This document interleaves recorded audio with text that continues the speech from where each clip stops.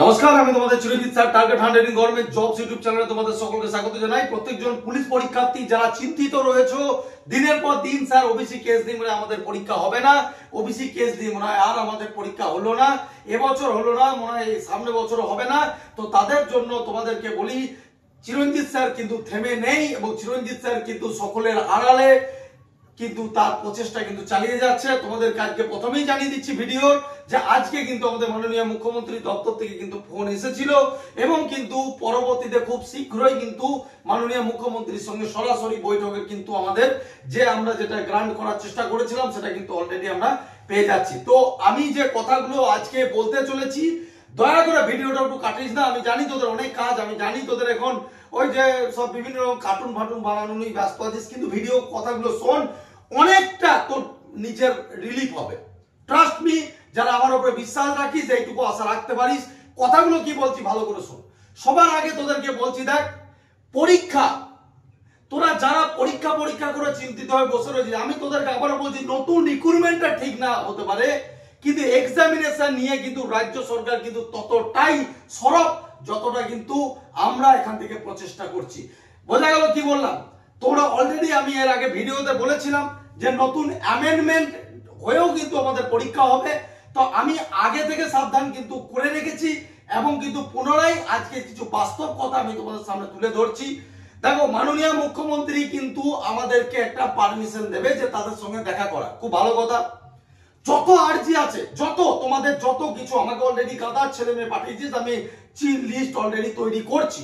তো যেদিন আমাদের ডেট দেবে, তো ডেফিনেটলি যেদিন যাব সেদিন আমি চেষ্টা করব ওখানে এইভাবে কথা বলা যাতে আমাদের সকল ছাত্রছাত্রী এখান থেকে লাইভ স্ট্রিমিং দেখতে পারে। সমস্ত Bengal police constable, SI, wireless operator, কেন মানে এই যে ধরো কেপিএসআই রেজাল্ট কেন বেরোচ্ছে না, জেল পুলিশের পরীক্ষা কি আদৌ হবে না, সব বিষয়ে কথা বলবো। তারপরেও যদি পাকাপোক্ত কোনো উত্তর না পাই, যদি পুনরায় সান্ত্বনা পাই, তারপরে আমি তো বলেই রেখেছি যে বৃহত্তর আন্দোলন হবে। তো ভয়টা কিসের তোদের? তোরা দিনের শেষে অনেকজন একটা ফোন করে বারবার করে একটা কথা, স্যার আজকে স্যার পরীক্ষা, স্যার কবে হবে, স্যার পড়াতে মন বসছে না। তোদের মতনই যদি এক জিনিস কথা ভাবতো, তোরা প্রত্যেক জনাই কিন্তু ভুলে যাচ্ছিস দিনগুলোর কথা। তোরা দশরথ মাঝির কথা তো শুনেছিস প্রত্যেকজন। তোর কি মনে হয় পাহাড় ভেঙে দিয়েছিল ছেলে হাতুড়ি নিয়ে? একদিন দুদিনের প্রচেষ্টাতে 27 বছর লাগাতার মেহনত করে কিন্তু পাহাড় ভেঙেছিল। তো এইটুকু জেনে রাখিস বাবা, দিনের শেষে যেদিন চাকরি পেয়ে যাবি না, সেদিন তোর পাশে সবাই দাঁড়ানোর জন্য থাকবে। আজকে তোর পাশে কেউ দাঁড়ানোর জন্য থাকবে না। নিজের পাশে নিজেকে দাঁড় করা। চিরঞ্জিত স্যার আমি জিন্দা হে। তো তোদেরকে আমি কথা দিচ্ছি যে একটা ভালো ফলাফল তোদের জন্য দিতে চলেছি। আজকে যে সমস্ত ছাত্রছাত্রী আমার পরীক্ষা স্যার কবে হবে, পরীক্ষা স্যার কবে হবে, পরীক্ষা স্যার কবে হবে, আমি তাদের জন্য একটা কথা বলছি যে পরীক্ষা তো যেদিন হওয়ার সেদিন হবে। প্রচেষ্টা করে মে মাসের লাস্ট উইক থেকেই দেখা গেল পরীক্ষার ডেট দিল। আমি তোদেরকে বলছি ট্রেন কিন্তু দাঁড়িয়ে আছে, তার মধ্যে প্যাসেঞ্জার কিন্তু লোড হচ্ছে, অর্থাৎ কম্পিটিশন কিন্তু বাড়ছে। তুই কি আজকের প্রিপারেশনে মক টেস্ট দিলে 70+ পাওয়ার যোগ্য? তোর কি মক টেস্টে 70+ আসছে? বুক ঠুকে বলবি আমাকে না, কমেন্টে 2-4টে ভাষণ মেরে দাও আলাদা বিষয়। নিজেকে জিজ্ঞাসা করে দেখ বাবা, যদি জেনারেল ক্যান্ডিডেট হও 70+ না গেলে কিন্তু তোর চাকরি হবে না। তাহলে যদি 70+ যদি 1 ঘন্টার পরীক্ষাতে তুই না পাস, তাহলে তোর এখনো তো প্রিপারেশনের খামতি আছে। তাহলে এই সময়টা কেন নষ্ট করছিস? আমি বারবার করে আগেও বলেছি, যবেই পরীক্ষা হোক না কেন মেরিটের বেসিসেই চাকরি হবে এবং 1600 মিটার না কভার করে 1 সেকেন্ডের জন্য বাদ দেবে।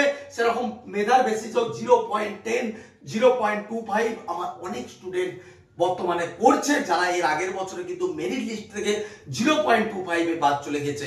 আমি আবারও বলছি, দিনের শেষে কিন্তু লক্ষ্য ভুলে যাস না যে একদিন মা বাবাকে কথা দিয়েছিস, একদিন চিরঞ্জিত স্যারকে কথা দিয়েছিস টুপি পরানোর, মা বাবাকে কথা দিয়েছিস কেউ কাঁধে তারা পরানোর আর কেউ বা টুপিটা পরানোর। তো সেই দিনগুলোর কথা ভুলে যাস না। আজকে এতদিন ধরে নৌকাটাকে বাইয়ে ঘাটের ধারে নিয়ে এসে আজকে শেষ অবস্থায় ছেড়ে দিবি, এইভাবে ছেড়ে দিবি, এইভাবে সরে যাবি। ইউ হ্যাভ 2 অপশন, একটা হচ্ছে ঝুঁক যাও আর 2 নম্বর হচ্ছে ঝুঁকা দো। তো এইটুকু জেনে রাখিস, যদি দুনিয়াকে ঝুঁকাতে যাস তাহলে ডেফিনেটলি কষ্ট হবে। মনে হবে যেন সব ছেড়ে দিই, লোকের তানা শুনবি, লোকের অনেক কথা শোনাবে, তারপরেও এরকম শুনবি যে দুর্নীতি ছাড়া চাকরি হবে না। কিন্তু আমি তোদেরকে বলছি, দিনের শেষে আমার উপরে বিশ্বাসটা যারা আজকে এতদিন ধরে আমাকে ইউটিউবে দেখছিস, আমি এইটুকু তোদেরকে বলছি, তোদের পরীক্ষা করানোর জন্য যা কিছু করার দরকার হয় করব, কিন্তু তোদেরকে এইটুকু বলবো, তোদের সাহারাটা ছাড়িস না, কারণ দিনের শেষে মেরিটের বেসিসে তোকে চাকরি পেতে হবে। লোকে দু চারটে কমেন্ট করা বাস্তব আলাদা জিনিস, আর নিজের মন থেকে রিয়েলাইজেশন আলাদা জিনিস। তুই একবারও ভেবে দেখেছিস যে দিনের শেষে যদি আজকে পড়াটা ছেড়ে দিস, করবিটা কি? বাইরে কাজে পালাবি? কি করবি? মাঠে মুনিশ কাটবি? একটা শিক্ষিত ছেলে না মাঠে যেতে পারে, না তোর বাইরে কাজে যেতে পারে, কি করবি? চা চপের দোকান খুলে বসবি? সেটাও শিক্ষিত ছেলে হয়ে করতে গিয়ে তোর বিবেকে বাঁধবে। তো এইটুকু মনে রাখিস বাবা, you have only one option. আর একটা কথা তোদের দিকে বাস্তব বলে দিচ্ছি, ওবিসি কেসের জন্য অনগোয়িং রিক্রুটমেন্টের উপর কোনো প্রভাব পড়বে না। পরীক্ষা যেভাবেই হোক আমরা ব্যবস্থা করে করিয়ে নেব, কিন্তু তোদের দিকে এইটুকু বলছি, আপকামিং রিক্রুটমেন্টের জন্য কিন্তু বসে থাকিস না। আমি এইটুকু বলছি, এই পশ্চিমবঙ্গের বুকে আপকামিং রিক্রুটমেন্টের কোনো ভরসা নাই, কোনো ভরসা নাই। তো সেই জন্য বলছি, you have only one option. কিরে, করতে পারবি তো? আমাকে কথাটা দেয় যে কমেন্ট সেকশনে, যে স্যার যেদিন রেজাল্ট বেরোবে ভুন কে রাখ দেंगे, রেজাল্টের টপ লিস্টের মধ্যে নাম থাকবে। বোঝা গেল? এ হুই না বাত। কারণ দেওয়া মা বাবাকে কথা ভুলে যাস না। সেই সমস্ত লোক যারা দিনের পর দিন তানা দিয়েছে, সেই সমস্ত লোকের কথাগুলো তোরা ভুলে যাস না। দিনের শেষে আজকে কামিয়াবি লোকের পেছন দিকে তোরা তাকিয়ে বসে আছিস যে ওই লোকটা কিভাবে কামিয়াবি হয়েছে, কে ইউপিএসসি পেয়েছে, কে 12 পাস মুভি দেখে তোরা মোটিভেট হয়েছিস। একবার ভেবে দেখিস, 12 পাস যে মুভিটা, তার ব্যাকগ্রাউন্ড, তার যে পরিবেশের কন্ডিশন, তোর পরিবেশের কন্ডিশন এক না।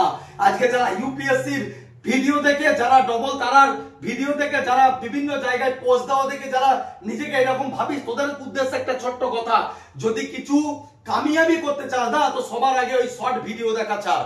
সবার আগে কিন্তু ওইভাবে কারোর মোটিভেশন দেখে মোটিভেট হতে চাস না। যদি অরিজিনালি মোটিভেট হতে চাস, তো নিজের পরিবারের মুখের দিকে তাকিয়ে মোটিভেট হ। দিনের শেষে আমি তোদেরকে আবারও বলছি, এক্সামিনেশন কিন্তু অ্যাহেড, এবং খুব তাড়াতাড়ি মাননীয় মুখ্যমন্ত্রী দপ্তর থেকে যখন কল এসেছিল, তারা ডেফিনেটলি কিন্তু খুব তাড়াতাড়ি আমাদেরকে ডেট দেবে, এবং সেই ডেট অনুযায়ী কিন্তু অবশ্যই কি হবে না হবে তা কিন্তু পাকাপোক্ত ভাবে আমি তোদের সামনে তুলে ধরবো। আমি অনুরোধ করব প্রত্যেক ছাত্রছাত্রীকে, যারা চিরঞ্জিত স্যারকে বিশ্বাস করিস, এইটুকু তোদেরকে বলতে পারি, যদি এক্সামিনেশন যদি মে মাসের লাস্টের দিকে যদি ডেট না দেয়, এইটুকু তোদেরকে বলছি, গোটা পশ্চিমবঙ্গের আরেকবার ইতিহাস তৈরি হয়ে যাবে। ছাত্র আন্দোলন কাকে বলে আরেকবার দেখিয়ে দেবো। কারণ ছাত্রদের জীবন নিয়ে খেলার অধিকার রাজ্য সরকার কেন, কোন সরকারের নেই। ঠিক আছে? কারণ একটা জিনিস জেনে রাখি, যাদেরকে আমরা তুলেছি ভোট দিয়ে, আজকে সেই সমস্ত মানুষই যদি আমাদের জীবন নিয়ে খেলা করে, এটা মেনে নেওয়া যায় না, এটা মেনে নেওয়া যায় না। তারা কোথা থেকে কত টাকা ইনকাম করছে, তারা কতদিন রাজত্ব করবে, এটা আমাদের ব্যক্তিগত বোঝার জিনিস নয়। এখানে তোর আমার বোঝার জিনিস দরকার নাই। কিন্তু হ্যাঁ, আমি তোমাকে ভোট দিয়েছি, ডেফিনেটলি আমার ভোটের জন্য তুমি যখন টিকে আছো, তাহলে ডেফিনেটলি আমার পরিবারে সবাই চাই যে আমি সাকসেস হই, পরিবারের প্রত্যেকজন চাই যে চাকরি পাই, তাহলে ডেফিনেটলি সেইটা করা দরকার। আমি অনুরোধ করছি, আমি তোদেরকে আবারও বলছি, দিনের শেষে কিচ্ছু পাবি না। যেদিন পাশের বাড়ির ছেলেটা মেরিটে নাম উঠে যাবে, সেই দিন কিন্তু নিজেকে ক্ষমা করতে পারবি না। জীবনে তিনটে মানুষের সম্মুখীন হতে হবে। একটা হচ্ছে নিজের মা বাবা, যাদেরকে তুই কোনো রকম বোঝাতে পারলেও। 2 নম্বর হচ্ছে যে সমস্ত ছেলে মেয়েদের সাথে মাঠ করছিস, আবার রিয়েলাইজ কর, চোখটা বুঝে রিয়েলাইজ কর, যাদের সাথে আজকে ঘুরছিস, যাদের সাথে গ্রুপ করছিস, যাদের সাথে বিভিন্ন মানে মজা আনন্দ করে বেড়াচ্ছিস, আর পরীক্ষা হবে না, তাদের মধ্যে যে গ্রুপে যে ছেলেটা চাকরি পাবে, সবার আগে সকালবেলায় তোদেরকে ফোন করবে, সবার আগে সেই মাঠে যাবে যে মাঠ থেকে সে সাকসেস পেয়েছে। সেদিন দেখবি সে হয়তো তোদের থেকে অনেক কম যোগ্যতার ছেলে, কিন্তু তারপরে দেখবি তার বাতেলাটা দেখবি, ভাবটা দেখবি, আরে বাবা টিচার আগে 13 বছর এই পড়াচ্ছি। কিন্তু এইটুকু তোদেরকে বলবো, দিনের শেষে যারা চিরঞ্জিত স্যারকে বিশ্বাস করিস, যারা চিরঞ্জিত স্যারকে পড়ানোর কোয়ালিটিকে বিশ্বাস করিস, একবার দেখে নে যে তোরা কোন স্বপ্ন থেকে সরে যেতে চাইছিস। তোদেরকে অ্যাকচুয়ালি করাটা দরকার কি, যে চিরঞ্জিত স্যার কোনটা তোদের আশাতে বসে আছে, আমাকে এই দিনটা পাইয়ে দে, আমি আর কিছু চাই না। জীবনে ভালো কিছু পেতে গেলে কষ্ট করতে হবে, করতে হবে, এই কষ্ট ছাড়া কেষ্ট মিলবে না। যদি ধৈর্য কথা দিয়ে বলে, হ্যাঁ, সবুরে মেয়া ফলে, তো ডেফিনেটলি সবুর কর এবং নিজের মেরিটে নিজেকে স্ট্রং করার চেষ্টা কর, যে যেদিনই এক্সামিনেশন হবে স্যার भूल के रख देंगे। तो देखे ने যে চিরঞ্জিত স্যার কি জন্য কি আশাতে তোদেরকে পড়াচ্ছে, কোন দিনটার জন্য তোর মা বাবা বসে আছে, এক ঝলক দেখে নে। তোরা হয়তো এই দিনগুলো ভুলে গেছিস যে মা বাবা দিনের চাতক পাখির মতো তাকিয়ে বসে আছে যে এই দিনটা আমার ছেলের জীবনে কবে আসবে। দিনটা একবার দেখে নে।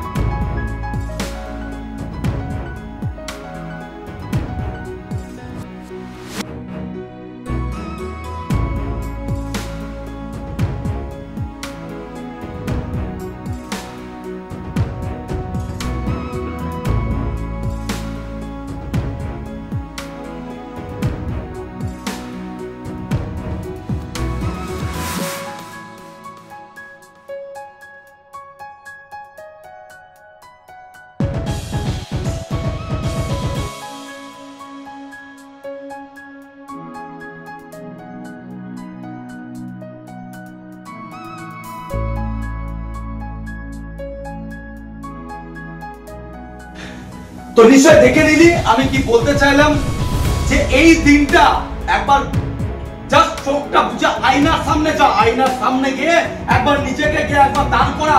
যদি নিজেকে পুলিশ হিসাবে যদি ভাবতে পারিস, যদি পুলিশের ড্রেসটা যদি নিজের গায়ের উপরে দেখতে পাস, যদি কল্পনা করতে পারিস, আমার কাছে এমন স্টুডেন্ট বলবো যারা দুর্গা পুজো কালী পুজোতে একদিন নর্মাল ঘুরে বেড়াতো সাইকেল করে, কিন্তু আমাকে মাঝে মাঝে স্যার যদি আজকে যদি আমি ডিউটি করতাম তাহলে কি করতাম। এটা পাগলপনা। এই পাগলপনা হতেছে রাজ্যের এই কন্ডিশনকে কথা দিচ্ছি আমরা পরিবর্তন করে দিতে পারবো। রাজ্যকে নিয়ে চিন্তা করিস না, রাজ্যের খুব দরকার পুলিশে, রাজ্যের খুব দরকার পুলিশে। এইটুকু তোদেরকে বলছি, আমি অনেক কিছু জানি ভিতরের গল্প যেগুলো তোরা জানিস না। তোরা উপরে উপরে বিভিন্ন কমেন্ট, আর 90% স্টুডেন্ট যারা তোদের মতন কোনো ইউটিউবার তাদের কথা শুনে নিজেকে ডিমোটিভেট করে বসে রয়েছিস। কারণ যে ছেলেরা তোকে ডিমোটিভেট করছে সেই কিন্তু দিনের শেষে আমাকে ফোন করে জিজ্ঞেস করে, স্যার পরীক্ষাটা তাহলে কাছাকাছি হচ্ছে তো স্যার, আমরা তাহলে পড়তে শুরু করি। তাহলে কার কথা শুনে এরকম ভাবে বলছিস? নিজের ক্যারিয়ারটা নষ্ট করিস না।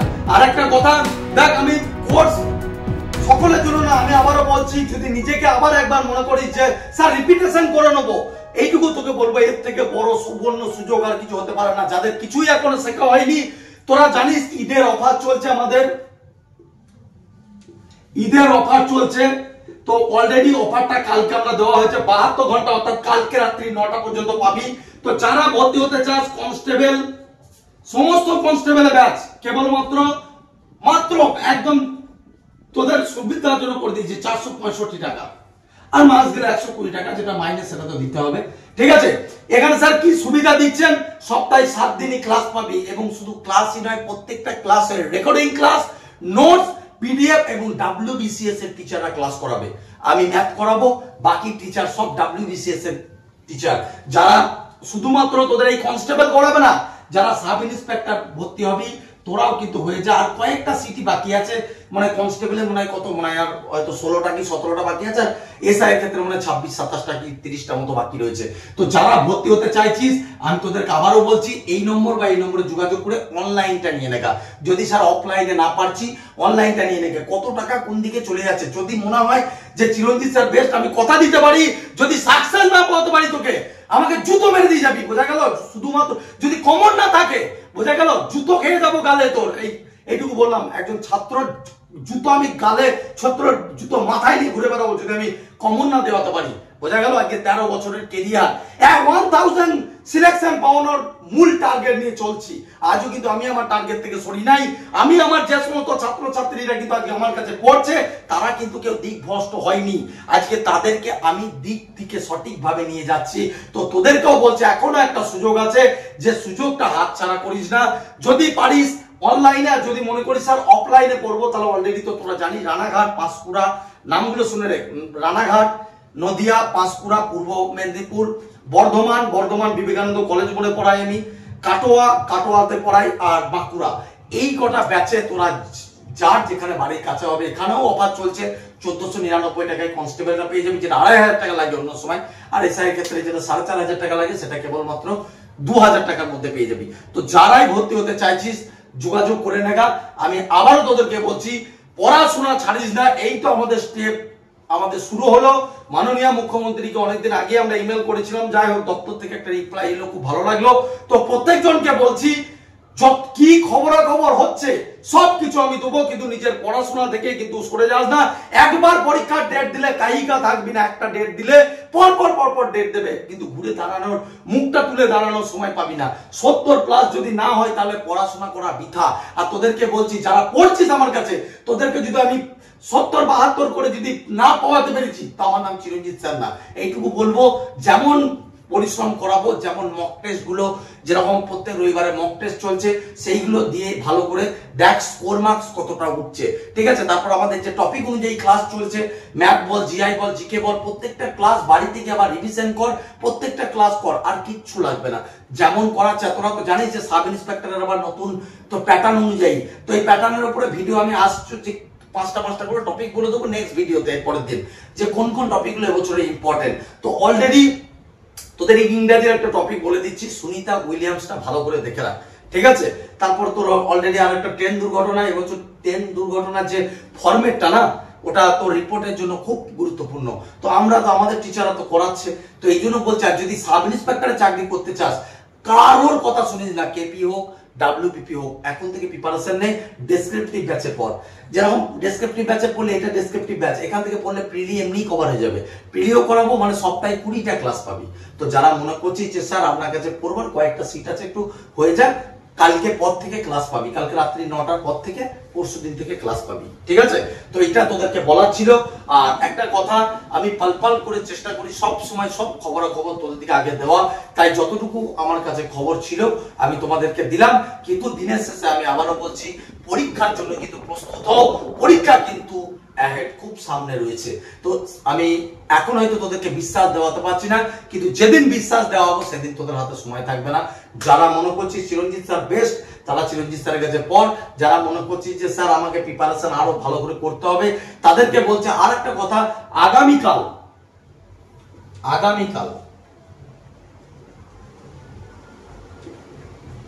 8 PM আমি অল ওয়েস্ট বেঙ্গল জুড়ে একটা মক টেস্ট নেবো। কত নম্বরে নেবেন স্যার? 100 100 নম্বরের একটা মক টেস্ট নেবো। তো আমি পিডিএফ আকারে একটা ইউটিউবে ভিডিও দেবো, পিডিএফ আকারে তার প্রশ্নপত্র দিয়ে দেবো, অথবা আমাদের যদি মনে করি যে স্যার আমি মানে সেই কি বলে ফ্রিতে এটা পিডিএফ আকারে পেতে যাব, তাহলে হয় টেলিগ্রাম জয়েন করো, আর না হলে আমাদের দেখো একটা ডেসক্রিপশনের মধ্যে একটা হোয়াটসঅ্যাপ গ্রুপ দিয়ে দিয়েছি, সেখানে জয়েন করে যাও, ওখান থেকে প্রশ্ন এই মানে মক টেস্টের প্রশ্নটা কিন্তু পেয়ে যাবে।